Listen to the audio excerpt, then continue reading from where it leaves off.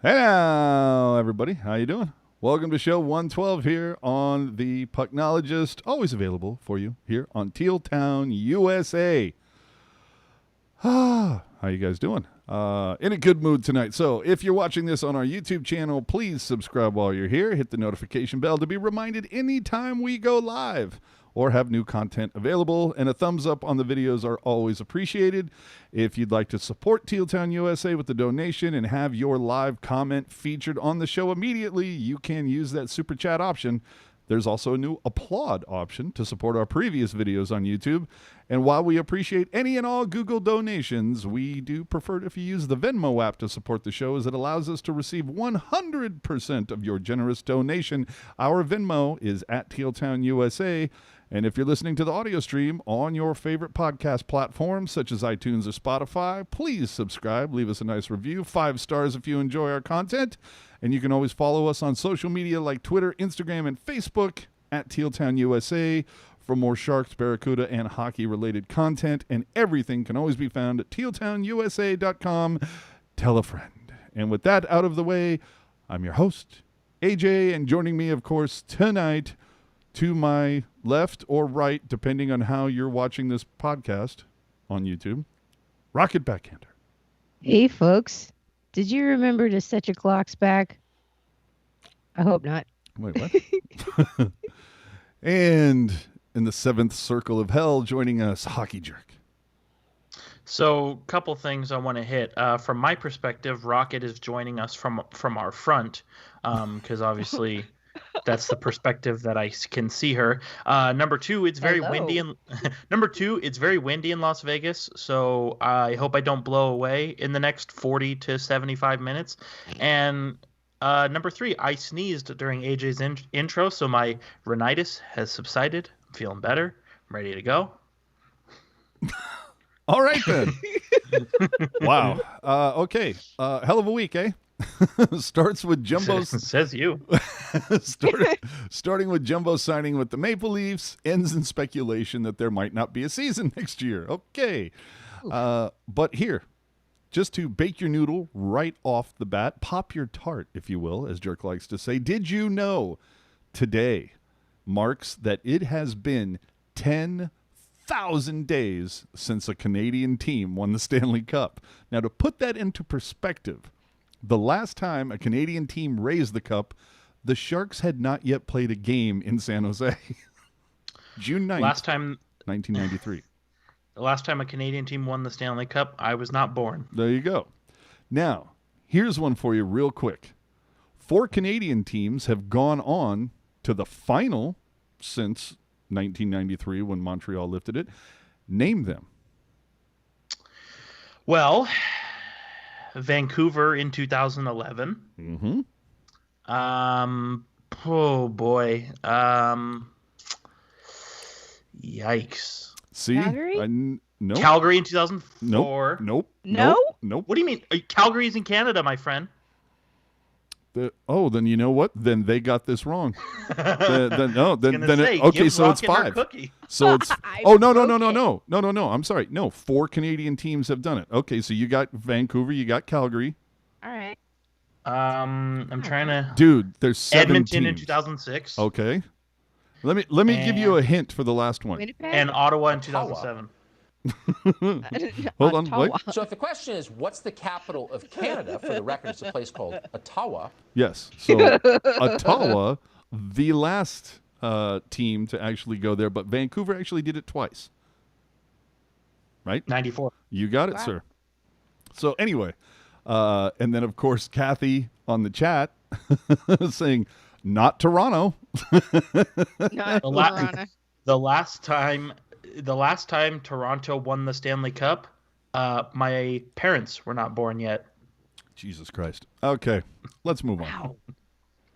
So since we last left you 2 weeks ago, the Sharks, in fact, have signed Marleau and Nieto. I'm trying to remember, Jerk, where did I hear the idea of Nieto coming back to the Sharks? So there's this Sharks podcast that I'm kind of a part of. I don't know if you've heard of it, the Pucknologists podcast. Mm-hmm. And I talked about that a couple weeks ago. So, you should go check it out if you don't already. Just saying. If memory serves, I think he actually tweeted out the actual audio of the idea. So That sounds like something I would do. Yeah, Jerk brings receipts is what we're talking about. Mm-hmm. So Marleau should break Gordie Howe's record for most NHL games played in teal, but what if there is a compacted schedule? What if it's only 48 games? If that's the case, what are we talking about for trade deadline? At the 34 mark? Which, if memory serves, Marleau needs, I want to say, 43 games to break the record? 44 to tie, 45 to break, I believe. Okay, I was in the ballpark. Let me check that for you. Well, but either way, it's in the 40s, and I can't imagine the trade deadline, if it's a 48-game schedule, saying, oh, yeah, you know what, trade deadline, fuck it, 45. Well, and, there's a couple of things here. You're assuming that the Sharks are going to be bad enough to not keep him. Have you looked at the roster? I'm not saying, Chief.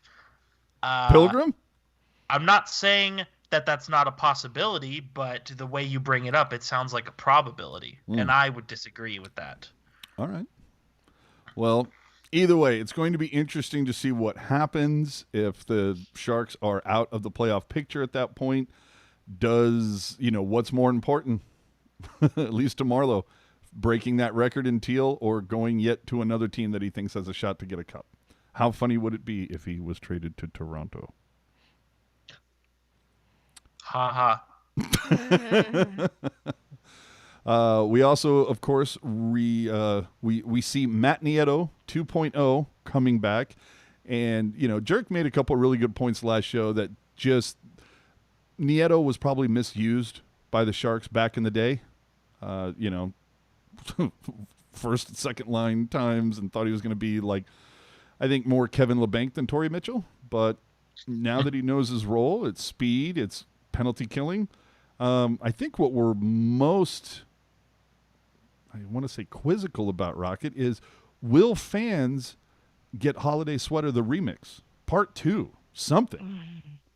I don't think he's going to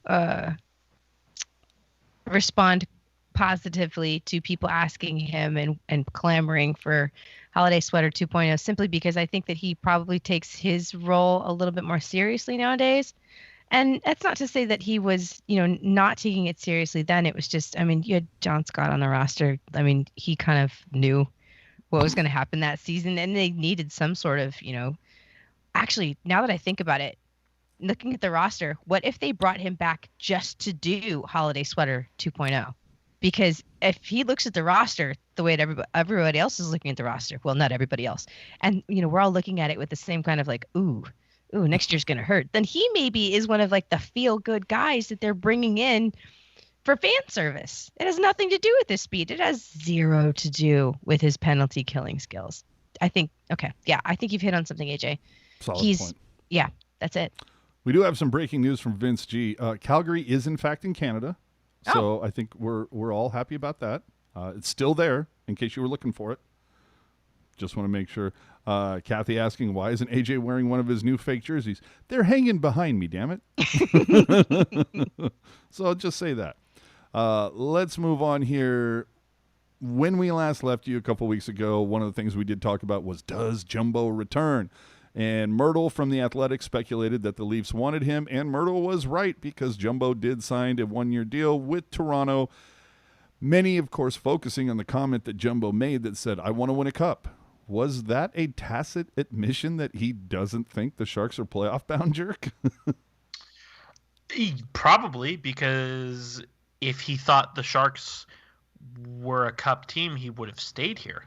You would think.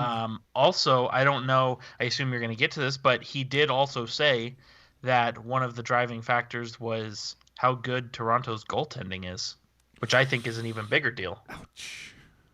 That's gotta hurt. It's gotta hurt a little bit. Well, truth hurts. Yeah.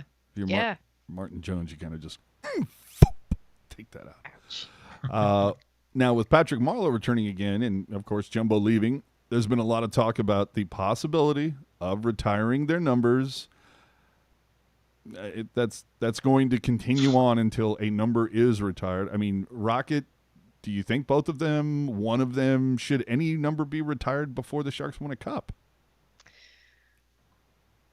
That's a tough one. I think that yeah, they should be retired when it's time, but I don't think it's time yet. I think maybe when their careers have ended, then it's like a nice thank you for having a majority of your career here. Let's raise your number, but not while they're still out there. I don't know. It's Yeah. I don't know. I'm kind of. I mean, everybody loves a win. Who is it that is it Nashville? Who's the team that like throws up a banner for like any type of reason whatsoever? That's Nashville. Yeah. Okay. So it was so nice when the Sharks went to the final in 2016, just so they could finally pull down that silly one that said, Regular season. yeah, Western Conference regular season champions. It's like, get the hell out of here. But Roy Batty in the chat making a solid point. If anybody, Mike Hoffman's number should be retired for the Sharks. Solid point. Yeah, I thought we'd already done that. But anyway, earlier this week, Shang Peng, our buddy from San Jose Hockey Now, reported that the Sharks are talking to Connor Sheary.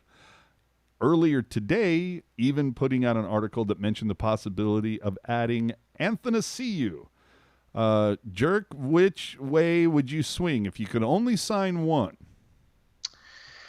Oh, that's tough. Right? I mean, and what do both of these guys bring to the team? Because remember, we're talking about a team with Doug Wilson talking, we promised the younger guys an opportunity. They were going to get a chance. And now it's like, oh, by the way, we're talking to these other forwards. So I like Athanasiou because he can play center, left wing, right wing. He's versatile. He has scored 30 goals in this league once, if you can believe it. So obviously he's got skill. He's got speed. He's got a lot of tools, which is encouraging. I think the only downside with him is if the Sharks were to sign him, it's a situation where it's like he's got to be in the top 6 or he's not really going to do a whole lot for you. Yep. Connor Sheary is a bit different. I mean, he's also left wing, right wing, so again, versatile. He is 28, which again, that's older than 26, but he's not ancient. I like Connor Sheary. Even though Connor Sheary's never hit 30 goals, I would make the argument that he is more of a known commodity than Athanasiou, just in terms of how many points they've scored. Obviously, Connor Sheary has 2 Stanley Cups, if that's your flavor. I think he's shown he can play with big centers, and we saw, as much as I like Athanasiou, the player, he didn't do anything while spending most of his time in Edmonton with McDavid, while Sheary, he played with Crosby, he played with Malkin, and when he, took a coffee break in Buffalo, he played with Jack Eichel. So he can play with anybody. So I think if the Sharks want to find a guy, find that right winger for Hurdle or Couture, I think he's the right guy to fit there. And I think too, I know everybody's saying, well, what about the salary cap? Well, let me tell you, the type of player Connor Sheary is at this stage in the game, he's probably not getting, I'll be honest, he's probably not getting anything more than Stefan Nason got, which is $925,000. So it's a good bargain ad, and it for a team like the Sharks, where they actually have more cap space this year than they did last year, they should use it. Did you do something different to your mic for a hot second? It's possible. I do a lot of things. Oh, okay. No, all of a sudden you sounded a little more sexy. But anyway, let's get into a couple of comments before we move on back to the whole Marleau Jumbo thing. Alden saying when they get into the Hall of Fame, Marleau and Thornton can then have their number retired. And That's fair. I think that's absolutely fair. Vince G. Yeah. If they can raise a Western Conference regular season championship, or they can retire Jumbo and Patty without a cup. Solid point. I think we have a question from Sleepy Mofo. Is Doug Wilson really going to rely on the Sharks prospect pool to challenge for spots like they did and failed last season? I believe I wrote more than one article about this on tealtownusa.com. Look, that's what Wilson has said was going to be the plan, but we all know that when you start a season 0-3, you go, someone fetch me Patrick Marleau, bring him in here. All I'll say to that is, if you're not going to give your prospects the opportunity to compete, then why even have prospects? Yeah, trade them all, right? Burn it down. That's what I'm saying. I mean, like, you need someone to play the scrimmage in July, though. But you know, AJ and I have gone back and forth. You know, AJ says, who? You know, AJ says, you know, Doug Wilson gambled on the prospects to be ready to go last year, and they weren't. And that's 100% true. They were not ready. But I don't think it was the wrong move to take that gamble. Why would you say, oh, you scored all these points in juniors and then you came to the AHL and played very well despite the transition? We're not going to give you a chance. Like, you know, so if you're not going to give your prospects a chance, then you shouldn't have prospects. True that. I'm with you on that one. All right, so let's move on, at least right now, from the Sharks. We'll get back to them in a hot minute, but let's take it around the NHL for a minute if we can. Alex Pietrangelo finally signed a deal. Ends up signing with the Vegas Golden Knights. That means Schmidt, bye-bye, you're out of here. And kind of had to, because they're keeping Fleury on the roster, because nobody wants to take that deal, especially when it is a literal buffet of goalies to be had this offseason. But my bigger question is, why the hell aren't other big names like Eric Haula and Mike Hoffman signed yet? Is this COVID? Is this a flat cap screwing everybody? Why aren't some deals signed? Or is it a fact that some of these big names are like, no, I don't want the 2-year deal because I don't want to go to Seattle? Well, I think what a lot of it is, it's what you're saying, right? Where it's, you know, the flat cap, just a lot of that. There's not a lot of cash to go around, obviously, but I think what's happening, and I don't have any reason to know this is true, this is just what I'm thinking, but I'm wondering if a lot of teams are saying, let's just say, for example, Mike Hoffman, well, I want 5 or 6 years. And teams are saying, well, we aren't comfortable. F you. Well, and teams are saying, we're not comfortable giving you more than 3. And so I think for guys like Hoffman and Haula, I think it's a situation where maybe they're waiting to see if a team eventually steps up and is like, all right, we'll give you 5 years. But I think also it's going to get to a certain point where these guys, and we've seen it with Taylor Hall, and we've seen it with there's another player that comes to mind who did the exact same thing. If he came to mind, you'd be able to name him, but go ahead. Sam Reinhart as well with Buffalo. Sam Reinhart just signed an extension today, 1-year extension. It's a situation of, I'll take 1 year guaranteed now and then bank on the market being richer a year from now. I see. Because if you can, you know, say you take one year, $5 million this year, and then maybe next year you can get 6 years times $6 million, where if you opted for the 6 right away, you're probably not getting nearly as much money. Yeah. I think we have a quick question for you in the chat. Jim ain't FLA. I don't know. Me neither. Yeah, me neither. How did Matt Murray get $6.25 million? Well, Ottawa needed 20 seconds or less. He is a good agent. Hold on, wait a minute. Wait a minute. Did you say Ottawa? Ottawa. Ottawa needed to trampoline themselves above the cap floor, so that's number one. But I think also, like, yeah, 6.25 is a little bit rich, but Matt Murray, he's not really a secret at this point. I mean, he's got 2 Stanley Cups. He's put up very good regular season numbers. I mean, this is, if it works out, Ottawa's got a franchise goalie for, you know, they got a franchise goalie for the 4 years that they signed him to, plus probably another 5 to 7, honestly. All right. But I do believe it's pronounced Ottawa. But anyway. What if his agent's just really good? That's also possible. I think and that's the beauty. That's going to be signing some more players. Well, and that's the beauty of the internet, Rocket, is we can find out who is Matt Murray's agent. You know, that's Whip the beauty it of the internet. out. Whip it out. His agent is Robert Hooper, who I've never heard of. But he also represents Mikko Rantanen, David Krejci, and Jordan Binnington. 3 guys who've gotten some pretty rich deals in the last few years. Well, Okay, yeah, and let's see what happens with Jordan Binnington. I mean, we all know that he was that. I'm not going to say he was a flash in the pan, but he had that season where he won St. Louis the Cup. He wasn't exactly pedestrian the following year, but let's see how where his consistency level is at. That's all I'm saying. I mean, in the playoffs, he lost the net to Jake Allen. What does that say? I'm just saying. Some guys. Dude, forgot about that. Yeah, I got 2 words for you, jerk. Steve Mason. All right. Just saying. So let's move on from this onto the next one. Oh boy. AJ might have to rant just a scotch. Good. Look. Okay. Uh-oh. Doc Emrick retired. All right. Now, if you've ever watched this show with any regularity, AJ AJ clearly a big enough of a douchebag to refer to himself in the third person, but not a fan of Doc Emrick. And you'll notice when it went out in the news, on social media, that Emrick retired, I didn't say a word because I'm like, let him have his cookies. He's certainly earned them over a half-century career. Dude, all the kudos in the world to you. All I'm saying is, Twitter slobbered all over him, and that's fine. Pay homage to the career.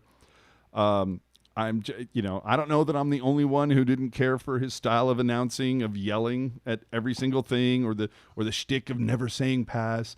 And I get it.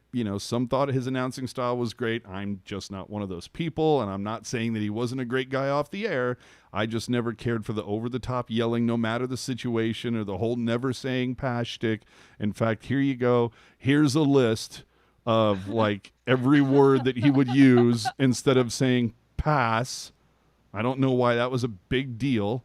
And, there might be a good amount of U.S. hockey fans that would wholeheartedly disagree with my assessment, but I can tell you the vast majority of Canadian fans did not care for his play call, but it's all subjective. If you liked him, you'll miss him. I'm just saying that I'm not going to.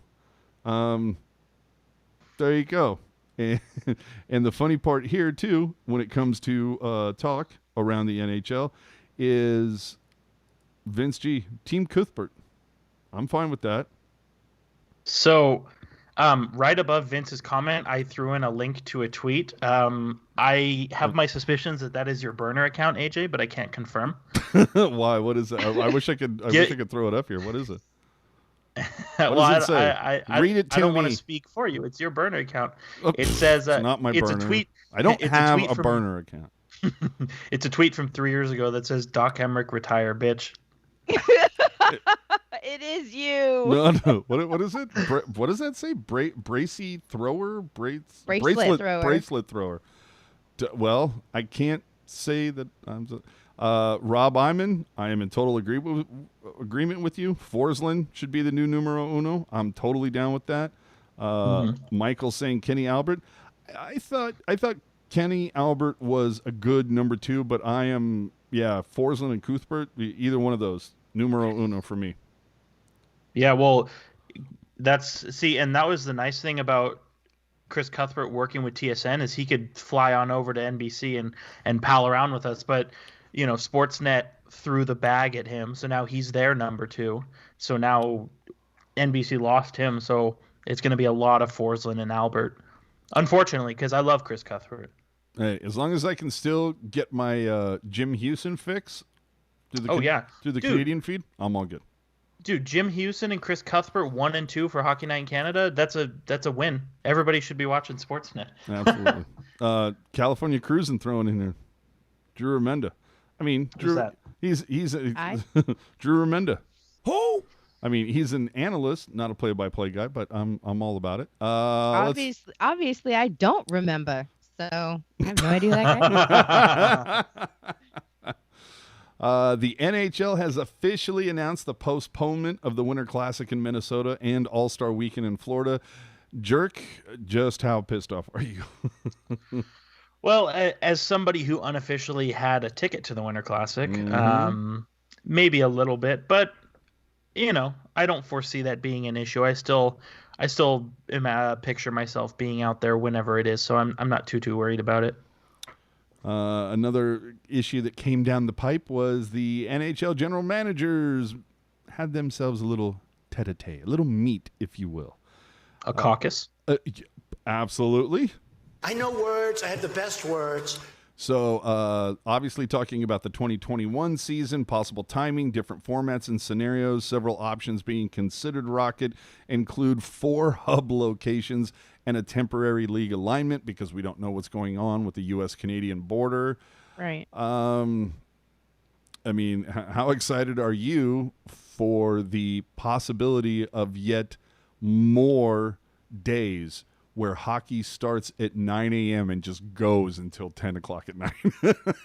I don't want to tell you that makes me excited because of all these circumstances around it. But that was a special circumstance and a special moment. And I want more of that. And I want it like every year.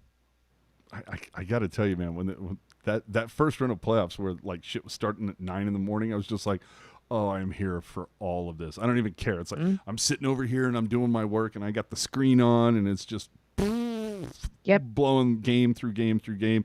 And every once in a while I hear somebody get excited. Okay, what did I miss? But I was here for 9 a.m. hockey. I'm just saying. Yeah. They also covered AHL and player development, the Seattle expansion. Now, one of the things that they also talked about, too, which I think is kind of interesting, especially if you're a Detroit Red Wing fan, is the draft lottery. Does this need to be changed yet again? And the reason I ask this is that a number of NHL general managers are calling for the league to tweak it. Evidently, during a virtual meeting on Friday, multiple executives around the league argued to increase the odds for the teams that finish lowest in the standings. If you remember, the NHL first introduced a weighted lottery system in '95, and it's slightly different from the system used today, but all teams were able to win the lottery, but teams were able to move up a maximum of 4 positions in the draft. So this meant that the number 1 selection could only be won by a bottom 5 team. The LA Kings won the lottery in '95 and got the number 3 pick. So in an effort to discourage tanking, the league changed the system in 2015, spread the odds for all non-playoff teams, gave every club a chance at the top pick. If you're the Detroit Red Wings, you're really pissed off about this, jerk. I mean, probably. I look at how the 31st team only has 18.5% to win the lottery, and I'm kind of like, man, that sucks. Especially when you consider that Detroit was the worst team in the salary cap era this year. But then I look at how Team 17 only has a 1% chance, and I'm like, okay, that's fair. I mean, I don't really know what to do because I think the odds, they're spread out fairly, and it's a situation of, yeah, Detroit got jobbed here and it sucks, but it was fair according to the rules. And, I would support a situation where if you move up into the top 3, maybe next year you're exempt from the lottery, and so maybe that's where the extra odds come from. Like maybe say for example Buffalo was 7th worst. Let's say last year they won a lottery pick, just hypothetically. So then this year, if their ping pong balls were pulled, I don't know if that's a situation where you throw them back in or where you just don't even have them in there at all. I don't really know how you work that out, but I know something that's been talked about is having it where if you win, you're not allowed to win in the following year, which I like that. I think, and like I said, the best that does is those odds. And again, Buffalo had 6.5% to win, so you're theoretically in this hypothetical scenario, you're allocating that 6.5% to all the other teams. Maybe that's where you go with it. I don't know, but it's one of those things where it's like, yeah, it's probably a flawed system, but you show me the better system. Yeah. Let's hit the chat real quick here from Roy saying, if they played hockey all day, I would die from alcohol poisoning. It's called moderation, my friend. Come on. I'm just saying. Buy no free ads. Buy a Camelback that has the water pouch in it and just down a beer and then sip some water as you're going through your day. Done. Okay. There you go. Vince saying the Wings got a stud in Lucas Raymond, they'll be all right in the long run. Confirmed. California Cruising. Will the CUDA have fans in the stands if they return next season? Now, when you say CUDA, I have to ask, who? But anyway, the Colorado Avalanche Arena. Are you going to answer that question? Who are the Barracuda? Oh, will the CUDA have fans in the let's get a season first, and then we'll discuss if they have fans or not. The Colorado Avalanche Arena, previously known as Pepsi Center. Now, you were talking about ping pong balls earlier. The Pepsi Center is now named Ball Arena. Yes, kids, a team with the general manager named SAC is playing in Ball Arena. What could possibly go wrong? Now, if you're a Sharks fan, we play at the Tank. If you're a Ducks fan, you play at the Pond. Are the Avalanche going to play in the SAC?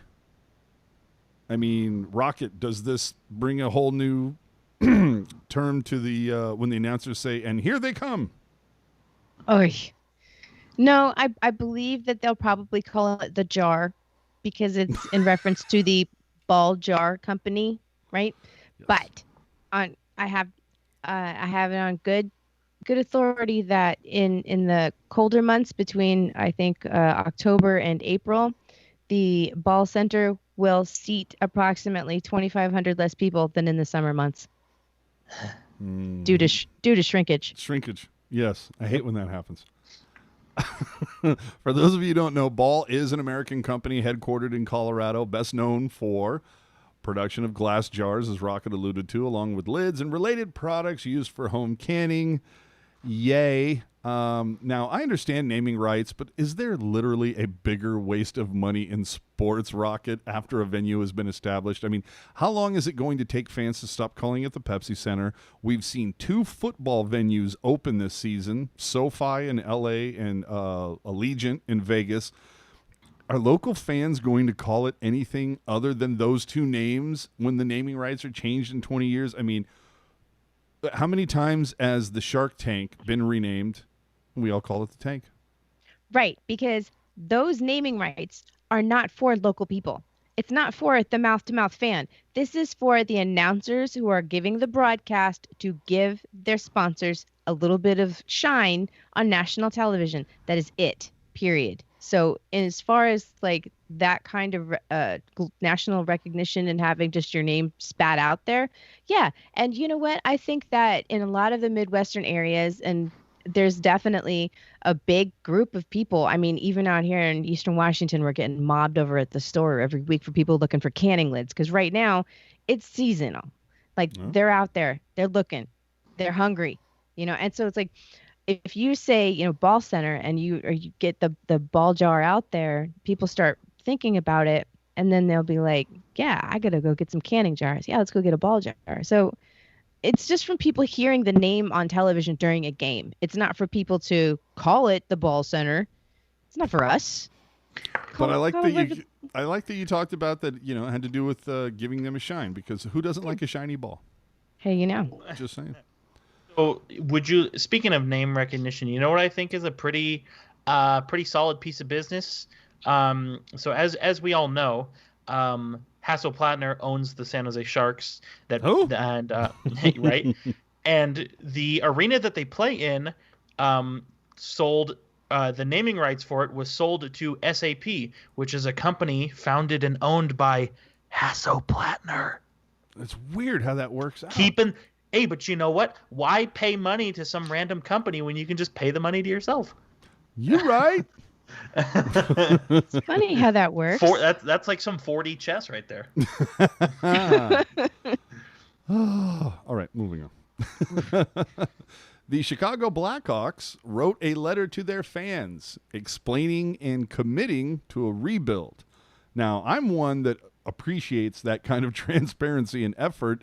Former Tealtown, USA guest, NHL All-Star MVP, Sharks legend John Scott vehemently disagreed, calling it an embarrassment. If you don't know, the message basically said, we recently said goodbye to a pair of popular 2-time champions, acquired some new players via trade and free agency, and we understand it was tough to see them go, blah, blah, blah. basically saying that, like, look, in the last decade, we won 3 Stanley Cups. Suck it up for a few years while we rebuild. That's essentially what it was. Now, John Scott's take on this was, dude, that's fucking embarrassing, man. Just do what you're going to do. You shouldn't have to explain yourself to the fans. I mean, Rocket, do you like the transparency, or are you like Team Scott on this going, yeah, you know what? Why would a team do that? No, I appreciate the transparency. I think that it's good to have communication with your fan base, especially when they're, coming and paying the bills and everything else. And given that right now it's all real uncertain, I think you want to be as transparent as possible. Like this, I'm coming to you in earnest. This is what we're going through as a team. Just hang with us. But I can also see Mr. Scott's point of view as well. It's traditionally just not something you do. Just do it. Just don't talk about it. The whole Chicago thing is very, very weird. Number one, I have a problem with the fact that they didn't refer to Corey Crawford and Brandon Saad by name in that. You're right. In their version of the 95 theses. Number two, it was a little sus how this past April they released, and I'm doing air quotes for those who can't see me, released their president and CEO of the last 13 years, who by all accounts, even though he was a C-level executive, had a good relationship with the GM and the players and all that kind of stuff. So, I mean, I get it. Organizations, sports teams and normal businesses go through transition. It's not some big mystery, but just the way how it's all kind of fallen together. And, there's obviously some percolations out there that Taves, Kane, Keith, and Seabrook, kind of the pillars of that group, didn't even see the letter coming. I mean, I don't think any of those 4 will be traded just by their stature, but it kind of makes you wonder if, the apple cart's a little upset there. Yeah. Speaking of being upset, it appears that Rocket has left us for a hot minute. She's just so upset at what the Blackhawks have done. Evidently. I mean, what just happened? Oh, her computer exploded. All right, then. Set the clock. She says she'll be back in 7 minutes. Nice. Well, I guess we move on for right now until we don't. Whatever. It happens. So we move on to the Sharks. As we discussed in episode 110, plus our article on Teal Town USA, the Sharks are using the extended shutdown from COVID to make some big changes to SAP Center. This week, the Sharks' official Twitter and Sharks president Jonathan Becker both tweeted out photos of the new flooring that is going into the tank. And with any luck, this will make a significant impact on ice conditions. You can check out their tweets for more photos. But, Jerk, I mean, that is one of the things that San Jose gets dinged on from time to time is, oh, it's a crappy sheet of ice or whatever, despite the fact that both teams are playing on the same surface. But they have gotten dinged for that. They've already put in dehumidifiers, a whole system in there. Do you think that's, I mean, how excited are you to, like, what are we talking, Edmonton here? Are we going to get like an absolute just chef's kiss ice here? Yeah, I think it's good. I mean, obviously you want your ice to be in tip-top shape, obviously for the Sharks, for the Barracuda, but also, if you think back a few years to when San Jose hosted an Olympic tune-up game between USA and Canadian women's teams, and the Sharks also did bid for a couple of the 2016 World Cup of Hockey exhibition games. If you want to win stuff like that, you got to have a facility that's dialed in, and that's what the Sharks organization here is doing. So full marks to them.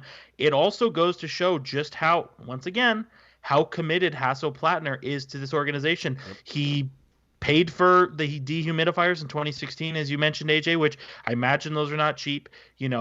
Oh, really? I got like 3 in my house, but go ahead. Now they're doing a full tear up of the, putting in new pipes, new cement, new everything. So that's pretty penny. I know AJ's backside has enjoyed the new seats that have been put in. Oh, yeah. So, for all that everybody says about absentee owner and doesn't do anything, I mean, Homie sure loves to whip out the checkbook to Yeah. make everybody a little more comfortable. No, I'm so down with this. So, again, and you made the perfect example. Hasso proving yet again that he's committed to being in San Jose. But Vince pointing out that the Sharks might suck, but the ice won't. That's what I'm saying. And it's just good, especially I know AJ has talked many times over with, with Jonathan Becker and John Tortora. One of the things that they always circle around to is keeping the tank as fresh as possible, despite how old it gets as the years go on. And this is another case where they're doing that. I mean, dude, in the last 4 or 5 years, I think they've done more work to the tank than when the building was being constructed in 92. Yeah, no, you're absolutely right. So, it just makes you look forward to the return of hockey to San Jose and seeing all the differences that are being made right now. And of course, I believe the last time we talked to Becker, he kind of mentioned this a little bit. These are not sexy changes, but they're fundamental. Yeah, they're definitely required. And while it, as Joe Schmo who goes to 3 or 4 games a year, he might or she might not notice that difference. But the players are going to, season ticket holders are going to, where it's like, oh, look, nice new flooring or new escalators. But, dude, new sheets of ice. I'm down with that. Again, I can neither confirm or deny the addition of new and expanded beer taps. It's just something I'm hoping for. And if Rocket were here, she would tell you how much SAP Center needs coffee. Of course. But speaking of Sharks president Jonathan Becker, Steel City Collectibles tweeted that the Penguins have a retro reverse jersey in the wild. Of course, it's Fanatics, so take with that what you will. And of course, the Fanatics version is the one that gets leaked. However, Becker confirms that the Sharks are waiting on theirs. Now, we'll go to this. Lamvu on Twitter asked Jonathan any details or when the anniversary jerseys are going to be revealed, and Becker responded, "We are waiting on word from the NHL." So I think what that indirectly says is the Sharks could quite possibly be rolling out 2 new jerseys, retro reverse and a heritage. And Jessica pointing out right now that we need to check our Venmo account because, again, if you would like to support the show, and we completely appreciate it, we would prefer if you use the Venmo option because we receive 100% of your donation. And Jessica throwing down $25 just because I can, bitches. So thank you so much for that donation. We appreciate it. And we're back with Rocket. Hi, sorry about that. No worries. So let's get back to the details about the jerseys here. So Becker, again, kind of confirming that a 30th anniversary jersey is on the way, but we've also heard that retro reverse is going to be a league-wide thing. Now, some of you who might be unaware could be asking, what the hell is retro reverse? I'm glad you asked. So let's talk about it from aesthetics. My understanding of these reverse retro jerseys, each team will have one. They will be worn only once or twice per season and likely between certain rivals. In other words, these Flyers and Penguins jerseys were designed so that they contrast and could be worn opposing each other in the same game. And maybe you're going, what the hell does that mean? Well, here you go. These are the jerseys that were in fact leaked on eBay. And, myself and Jerk probably a scotch more, kind of jersey snobs. But they'll be the first to tell you that Pittsburgh, this design is usually a black-based, body of the jersey with white highlights, and clearly Correct. This is inverted. And if you look at the Pittsburgh version, you will see that it's essentially the same. Let's take the black part and make that white. Let's make the white part and make that black. And if you're Hockey Jerk, you're going, why is it got to be black and white? Now, to take this a little bit further, we've seen more from Aesthetics. So this is yikes, is what I'm saying. So the Anaheim Ducks Wild Wing jersey, rather than it being jade or eggplant or whatever the hell color, I think it was jade, they've made it their orange color. Dude, for that, what the hell is that thing called? Wild Wing? Wild Wing, Mighty their Wing? mascot. I was going to say, dude, for that Wild Wing one, you're going to have to call an ambulance for Puck Guy. Just saying. So now, if you're watching this on YouTube or on Teal Town USA, we will have links to these in the description. So these are the four. What do we think so far?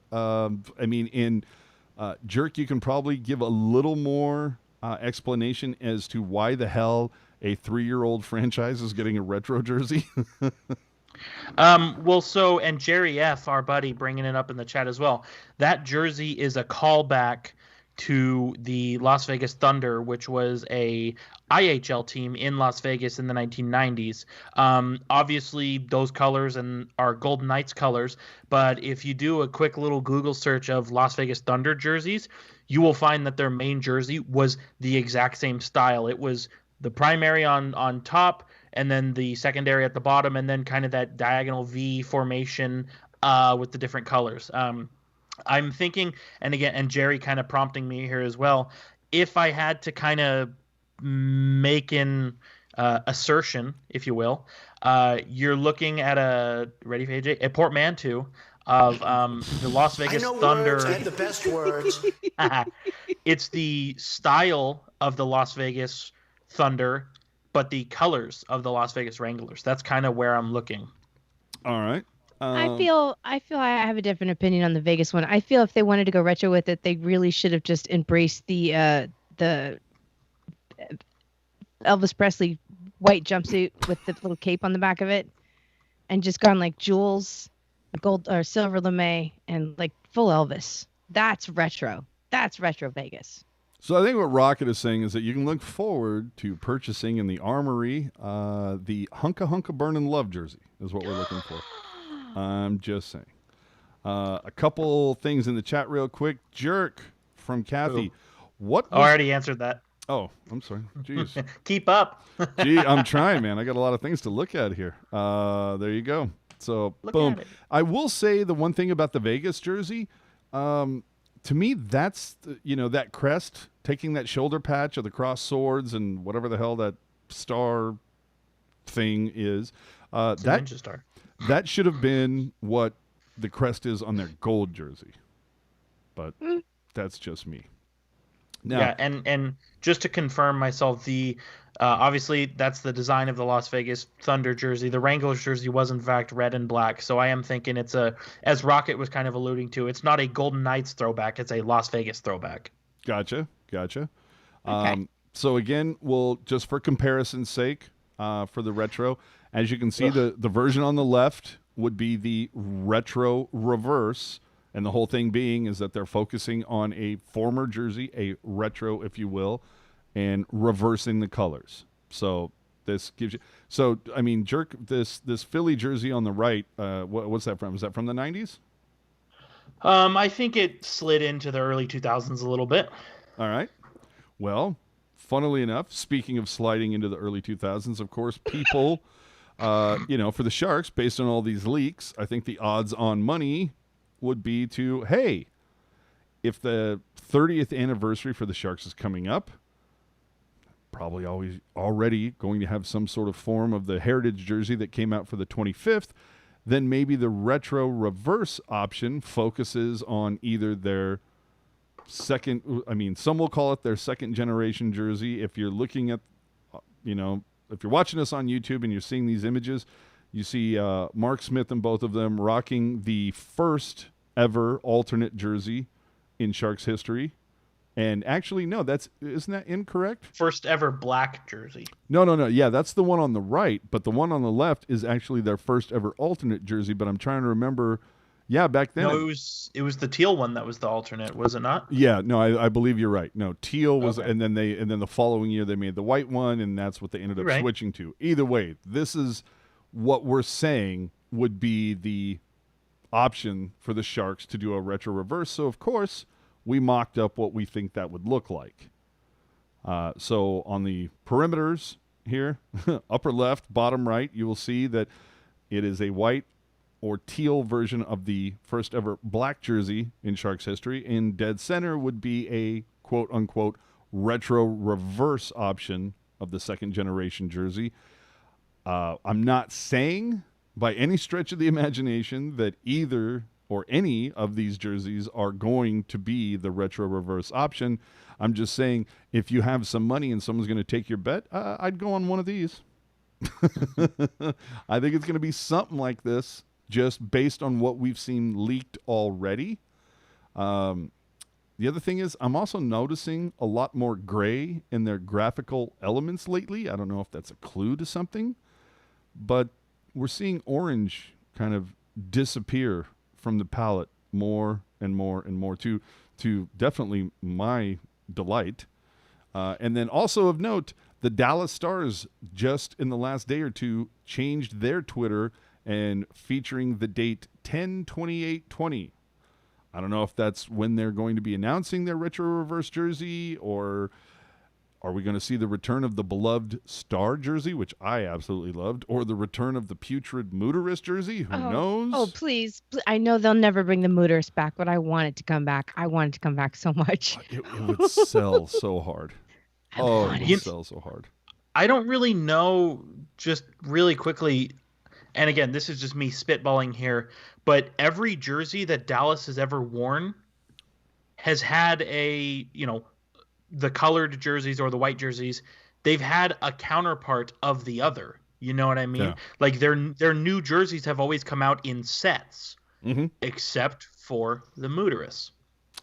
Oh, are we going to see a white version? Oh. Why is it got to be white? Why is it going to be white? I don't know. I will say, and I think AJ will disagree with me here, but that Star jersey from 97 to 07, if you get that in the current Dallas green, that might be kind of cool.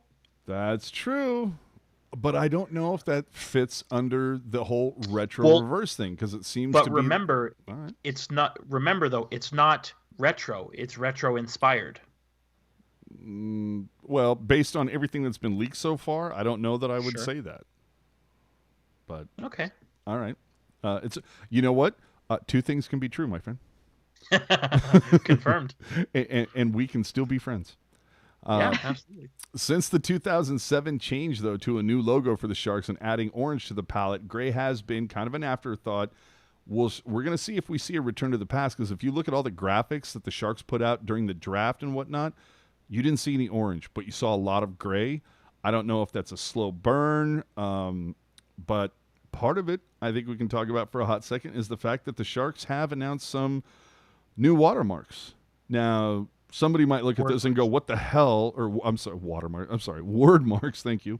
Somebody might look at this and go, what the hell's the difference? Well, you'll notice in the diamond that the water is now not multicolored, but just the singular color of teal. Oh. So you have that. But here's the bigger thing. While the Sharks introduced via Aesthetics, they have it on their website. While the Sharks introduced some new wordmark, the bigger thing for me is that they retired a bunch of stuff. They retired their the only God willing.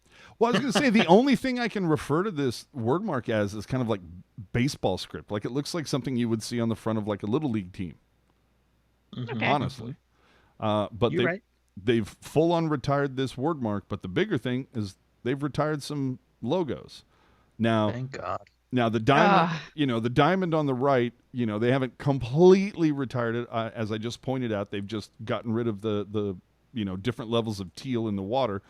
But that shield logo, I've never liked that logo. A soccer club logo. Yeah, I have a pin of that logo. Well, you enjoy that, my friend, but I've never liked that logo. And like I said, dude, God willing, these logos are gone. Yeah, and then the one on the left, I always just look at that and I'm like, why did somebody put a shark on top of the Pontiac logo? Like, it's just what it looks to me. And I'm sure that the idea behind it was, it's like, oh, let's put a shark on top of like a shark tooth kind of a thing. I don't know. Either way, you can count me definitely as someone who was like so happy that that is all going away. Again, I'm someone who will read things into the tea leaves. I'm seeing way less orange and I'm seeing a lot more gray. I don't know if that is a hint at a return to the beginning of this franchise where it was teal, black, and gray. Those were the primaries. I can only hope. And so that's what I'm doing. Now, finally, some of you might sit there and go, really? The Sharks are going to whip out two, like they already have their normal teal and white, plus they have the stealth, and then they're going to do a heritage and a retro reverse. Now, two things. First, the stealth can be like put in the closet for a year while they do this. So you don't have to worry about that. But the other thing, it's not as if the Sharks are the only team that would roll out two jerseys because, hello, Colorado Avalanche. They are rumored to be rolling out a heritage jersey that might nod back to their history as being part of the Quebec Nordiques. This is kind of confirmed by Nathan McKinnon, who tweeted out a photo of some hockey gloves that were definitely not Colorado blue, but definitely Quebec blue. So if you give them a retro reverse option and a heritage option, there's two new jerseys for you. And I'm just going to say, Yeti foot wouldn't kill you. It should also be said, just going, how are they going to do all this? It should be said, last year, LA wore 5 jerseys. They had their home, their away. Somehow they all sucked. No. I'm going to disagree with you there. But they had their home, their away, their third jersey, their Stadium Series jersey, and their retro jersey. So it is possible to have that extensive of a jersey portfolio, if you will. Yes. So, yeah, there's precedent there. And I think we can really call that Stadium Series the AJ jersey. Just, we just have to invert it. And now my question being, like, Marleau has returned. You got heritage jersey coming back around. I mean, can the Sharks just recycle their heritage jersey from 2015? I would hope. I don't know. The funny thing, though, is for all this talk of jerseys, did you know that the Sharks had a 55.5% winning percentage when they were wearing the heavy teal edge jerseys and a 60% winning percentage wearing black armor during that stretch between 08 and 14? If you remember, the Sharks did a lot of complaining about the weight of the edge jerseys and yet only won a couple more games. But that's just me. Now, speaking of jerseys, if you don't know, we put out last April a running series of articles that talked about like mock-ups for what we thought it would be cool if Adidas designed every jersey from the inaugurals up through what they're wearing today. That included the black jerseys. That included a run of Stadium Series, but it also included a run of ideas that we mocked up that we thought could be cool ideas for warm-up jerseys. Jerk, about a month, 2 months ago, he, while we were having a little talk one evening, he goes, dude, you've made it. And I'm like, what are you talking about? And he's like, dude, your designs are on a Chinese knockoff site. Now, I see that and I'm going, I must own these. And as you can see over my left shoulder, there's a couple of the designs that I did. Now, the one with the old school logo, that's not an original design. That was from a starter fashion series that was done in the mid-90s. Every team got a black version of their jersey. But the one with the SJ and the Screaming Shark on it, that's one of the many designs that we did. Now, these are all laughable knockoffs. Again, there's a video where I unbox the whole thing, and they're quite fun to look at. They're so laughably and obviously counterfeit, but hey, if for some reason you want one, slide into my DMs. I'll give you the link. They're like $30 a piece. They came shipped better than Fanatics, didn't they? Everything comes better than Fanatics. Well, Rocket, you got to take a step back there. They came, which is a lot more than Fanatics can say Jesus right now. Christ. That's true. That's... Yeah. And if you I'm don't... just saying, and again, somehow this is not AJ's account. Fanatics sucks on Twitter. Dude, Fanatics sucks might be my favorite account to follow. I love that account. Yeah. Yeah, if you look at some of the stuff on there, it's just story after story about people ordering jerseys like during the NFL draft last April, and they still haven't received the jerseys. Or they just received notification that their order has been canceled. Yes, or will ship in another 2 months or something. I mean, it's just insane. But despite these horrifically bad and yet insanely funny knockoff counterfeits, of course, you're going to get the occasional Twitter troll. They'll go, "Oh, dude, they're totally legit." They're absolutely legit. So earlier this week, as part of like I said, it started off with Jumbo with the Maple Leafs and ends up with, we're not sure if we're going to have a season.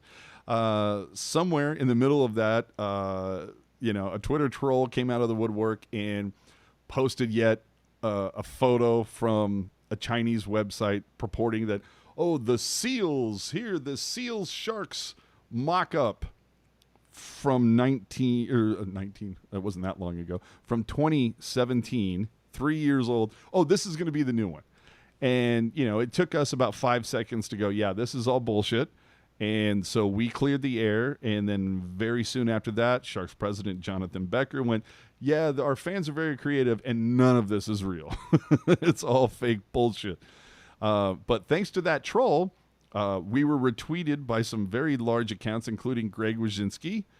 We picked up a bunch of new followers, and we were featured on a national sports site. So winning worked out well. But for the few large and respected accounts who did end up getting sucked in, and I say this as nicely as I can, how are you this gullible? I mean, do your homework. Aren't you supposed to be respected journalists and reporters or whatnot? Why would you spread information you know is not true? It helps no one, only damages your own credibility. Now, to be fair, some of the accounts did tweet follow-ups admitting that they got duped and they apologized. Others have left the tweet up, continuing to perpetuate the misinformation, or they've simply deleted it because some people can never have evidence that they were ever wrong about anything ever on this planet. And, it's all right to be first. I'd rather be first to be right. So let me finish up this and say, that said, I'm going to, for the last time, give the trolls the attention that they so desperately seek. While your desperate need for attention and stalker-esque obsession of Teal Town, USA is very fun to laugh at, I have to admit, this is the last time we're ever going to talk about it. This weekly show, Teal Town, USA, is constantly evolving. We are focused on new ideas that we're already working on. And, we've muted these cowardly accounts that use the fake names and the fake avatar photos or pathetically try to pass off our designs as their own. That's fine, whatever. But please continue your trolling. Because two reasons, twofold. First off, only accounts that matter are trolled. A guy with 31 follows who nobody knows, no one's trolling that person. Wyszynski, Kevin Kurz, Pashelka, a litany of trolls, just a ton load. So, and it's because they matter. And so if you're going to troll us, absolutely. Thank you so much. And the other thing, we love the free publicity, and heartfelt thank you to those trolls for making us such an important and impactful part of your daily life. I so appreciate it. Wow. So there you go. As Drew Remenda said, thanks for listening. So finally here, I'm going to be doing, I just want to let you know, we're going to be doing a giveaway featuring The Athletic, where I'm going to we're going to pick 5 random people on Twitter. If you want to hit us up and say hashtag athletic, say at Tealtown USA, hashtag athletic. We're going to give away 5 30-day subscriptions so you can go and check out what The Athletic is doing. Thought you guys might dig that. See what Kevin Kurz is doing. If you don't like Kurz, there's Pierre LeBrun. There's most consonants ever in a last name. Yeah. Michael Russo. There you go. That's solid. But there's a lot of great people writing on The Athletic. But if you're I don't know if I want to pay to read some of this stuff, we're going to give out 5 like 30-day passes, kind of like a gym membership type of a deal. But yeah, guest pass, if you will. So hit us up on Twitter and we'll pick 5 randos, if you will. And I will say too, and again, this is no free ads. This is just my own thoughts. I have The Athletic, and I only read Kurz and Michael Russo, and it's worth it. And so if you read more than I do, it'll for sure be worth it. And it's a little bit less, I mean, we love Kevin Kurz. He's our buddy, but when he was with Comcast, it was a little more fluffy, team-friendly pieces, and now it's very much into the glut of the issues, and I appreciate it a lot. And then for Michael Russo, he's the Kurz for the Minnesota Wild. Like, I'm pretty sure he knows more about the Wild than their GM does, so that's obviously always interesting to read. So yeah, if you haven't checked it out already, and I'm not saying get a year subscription, just check it out, because I think you'll find that it's very informative and very interesting. Are you trying to say that it's probably a better read than, I don't know, NBCSN Bay Area Sharks? For legal reasons, I'm not allowed to comment. There you go. Yeah. And I actually have to do a quick callback. I don't know, did we play the reaction from Philly fans on their Retro Reverse? We did not. Oh, wait, see, now I got to call back real quick. We did get reaction from a Philadelphia fan about their Retro Reverse jerseys and their thoughts on it. Oh, fuck. That is not good. Oh, see. So not everybody's a fan of the Retro Reverse jersey. Yeah. Before we wrap this up, let's leave you with kind of a best and worst of the week. Our best comes from Sam Designs on Twitter. I like this, guys. He threw up his Sharks 30th anniversary logo concept. I kind of dig this. I like the way that they, he kind of threw in that shoulder, that original circle fin logo, whatever you want to call that, and threw that into the 30. Rocket, I think that's kind of cool. You know what? I dig it. I like it. There's just enough motion in it, but it's still unique enough for you to be able to discern what it says. I like it. I do. I think it's cool. Yeah. Jerk, is there anything you're changing on this? No, not at all. I mean, obviously I like the concepts you and Puck Guy have made, but I really dig this one just because obviously calling back to the gray, which I love, the fin, the font. I mean, everything about it is great, but when you look at Sharks anniversary patches of the past, it's always been some kind of obscure shape. And I think you go back to that circle style. I think a nice classic look, classic crisp, clean look. I think it's good, Well, they hit it out of the park with the 10th anniversary logo. The 20th I thought was a little sus. The 25th I actually loved with the diamond, even though a diamond doesn't signify the 25th. But anyway, if we all live for another 50 years, we can see them recycle that. However, Puck Guy and I did work on our own little version. Now, I like Sam Designs. I think his is a little bit more creative, but my basis around this was the fact that it's like, if it's 30, if you're going to use a 0, you got to somehow fashion in a way to get that circle fin in there to use the 0. Now, because we don't know when the hell the 30th is going to start, we said, well, 29 and a half? 91 to 21-ish, I guess. And of course, we have to watermark their, these images because, there's some vapid twats on Twitter that will take credit for other people's work. So this gives them something fun to do. They can okay, let me get this in Photoshop and try to take out all the watermarks and pass it off as my own. I love it. With their staggering lack of creativity, I'm surprised these guys don't get jobs with Fanatics, but I digress. Our worst of the week is a comment that was making rounds on social media. Jerk, thoughts on trading for Patrick Kane? The Sharks could move Erik Karlsson and Evander Kane for Patrick Kane, Duncan Keith, and a first-round pick, or maybe go after Taves and unload some term as well. Without losing your shit, can you explain why this doesn't make much sense for the Sharks to try unless dude was referring to his game on NHL 21? Well, first things first, I think the person who posted this this proposal needs to take their trade dreams and go take a lap. Secondly, I would love the Sharks to trade for Patrick Kane, but unfortunately, and I double checked, I called the NHL League office. It turns out they are headquartered in New York City, not Dreamland. So I don't think it's going to happen. But all really, joking aside, I thought. See, now I have it on good authority that they're actually located in a very small city in Canada called Ottawa. But anyway. Yeah, I mean, I think Patrick Kane. I think I would love for the Sharks to pick up Patrick Kane. He's the best American player in the world right now. But the idea that you're going to give up Erik Karlsson, Evander Kane, and get Patrick Kane, Duncan Keith, and a first, that's like wherever you got your weed. Like, send me a DM on Twitter. Well, like, dude, how many firsts? You don't want that. Dude, how many firsts did the Sharks give up for Erik Karlsson? Yeah, well, exactly. And it's, I mean, if you can share a real proposal, then I'll listen, but that's just dreamland stuff. And, like I said, I checked. I called the NHL. They're not headquartered in dreamland. See, I wouldn't even propose that trade as a joke because I know enough about the Caps and to make a good joke. And that's not even a good joke.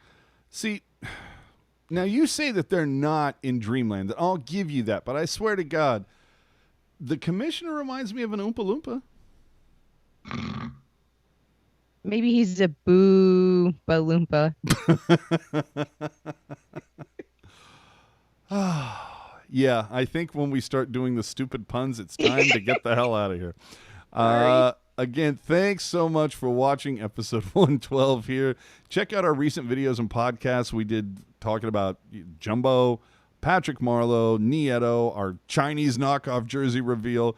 On tealtownusa.com, there are recent articles about all of that, plus the changes to SAP Center and Solar for America Ice.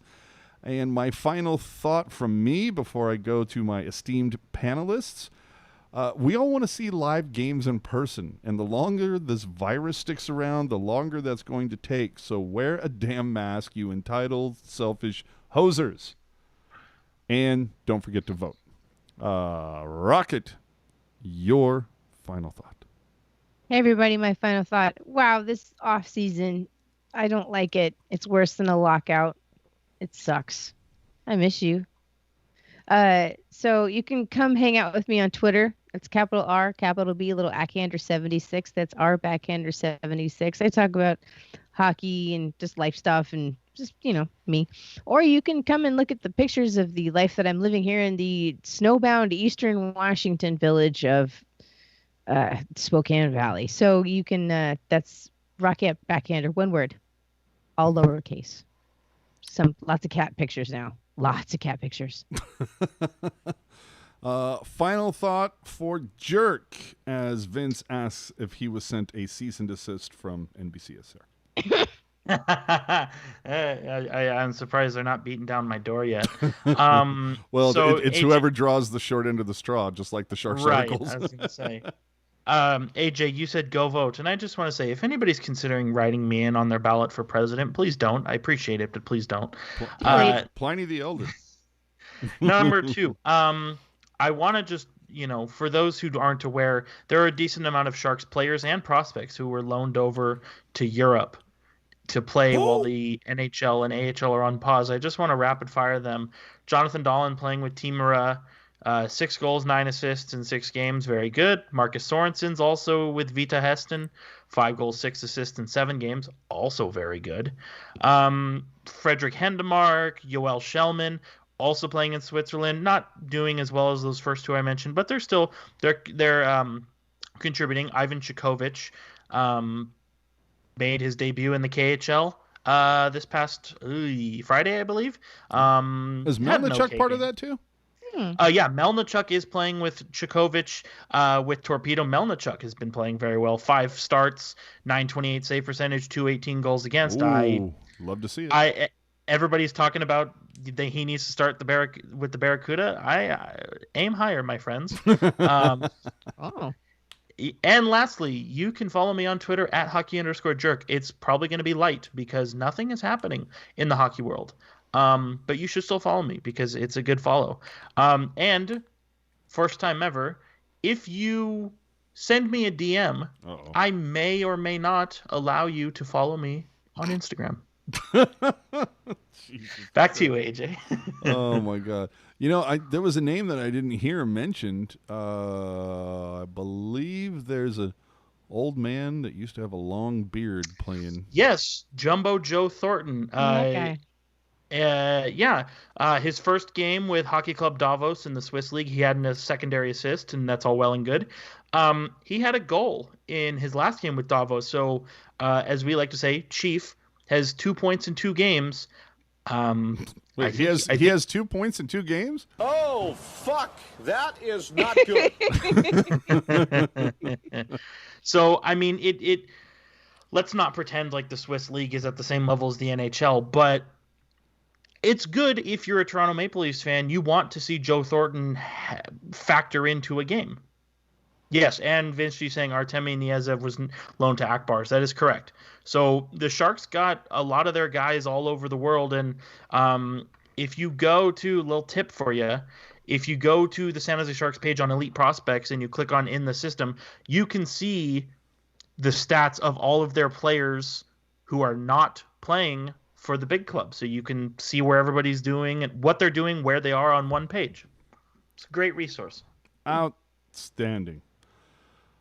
All right, kids. Well, I mean, tight 45 plus 30. It's all good. So once again, if you're watching this on our YouTube channel, please subscribe while you're here. Support that show. Hit the notification bell to be reminded anytime we go live or have new content available. A thumbs up is always appreciated. Again, if you'd like to support the show with a donation, boom, Super Chat is always available to you, but we, of course, prefer Venmo as it allows us to get 100% of your donation. Again, if you're listening to this on your audio stream, such as Spotify or iTunes, subscribe, leave us a nice review, throw some 5 stars on there if you will, if you enjoy this content. And you can always follow us on social media like Twitter, Instagram, Facebook, all of those fun things. You know what they are. It even includes Reddit. And the super secret, not so secret Discord server. Yes. But for more Sharks, Barracuda, and hockey-related content, you can find it all on tealtownusa.com. And if you ever miss a show or want to hear one back, boom, podcast, but obviously YouTube. And tell a friend about Tealtown USA. So that's it. Episode 112 is in the books, kids. I hope you guys enjoyed listening as much as we enjoyed babbling on like circus monkeys, because we do enjoy it. Thanks for checking us out, and we will see you all again next time. Follow us on Twitter to find out when, and hit the subscribe button. Good night, everybody.